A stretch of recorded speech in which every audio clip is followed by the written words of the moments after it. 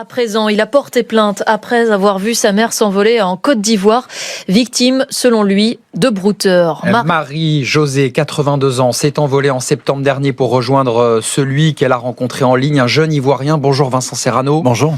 Pour vivre une histoire d'amour à laquelle son fils ne croit pas. Oui, à cause de la différence d'âge, ce jeune Ivoirien que l'on appellera Christ n'a que 28 ans, mais surtout par la méthode employée par ce dernier. Un simple message sur Facebook avec Marie-Josée qu'il n'a jamais croisé ou rencontré de sa vie et une discussion qui se poursuit sur Messenger. Le fils raconte: ma mère était hypnotisée par sa tablette sur laquelle elle échangeait constamment avec cet homme. Elle est finalement tombée dans ses filets, conclut-il.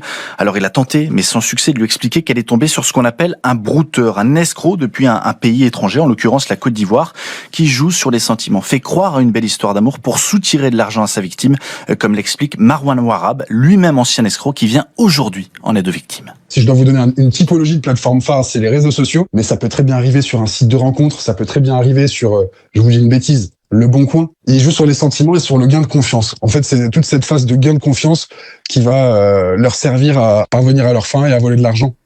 Un gain de confiance qui, dans le cadre de Marie-Josée, s'est conclu par un vol direct en septembre pour Abidjan, pour vivre avec son brouteur présumé. Et cette histoire d'amour, elle lui coûte cher. Près de 100 000 euros. C'est ce que Xavier, le fils de Marie-Josée, dit constater au fur et à mesure des courriers qui s'accumulent dans la boîte aux lettres de sa mère, à laquelle il a accès, des relevés de compte où l'argent fond comme neige au soleil, des factures pour des achats, des attestations de virement vers des comptes ivoiriens, des prélèvements et aussi des tentatives de débloquer son assurance vie.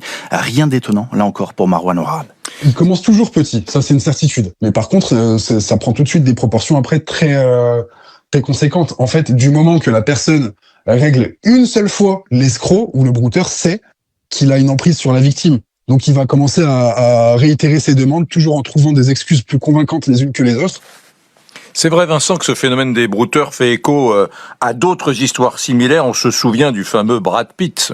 Oui, cette quinquagénaire qui pensait en début d'année discuter directement avec la star de cinéma, finalement brouteur, qui a fini par lui soutirer 800 000 euros. Le profil des victimes est de toute façon souvent le même.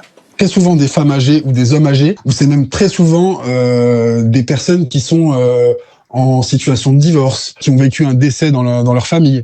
C'est tout le temps des gens qui traversent une période difficile. Alors Marwan Ouarab nous a dit tout à l'heure qu'il aidait des dizaines de victimes aujourd'hui. Il se propose maintenant de contacter Xavier pour tenter de retrouver directement sa mère en Côte d'Ivoire, puisque c'est la dernière solution d'un fils pour ramener à la raison sa mère. Merci beaucoup Vincent.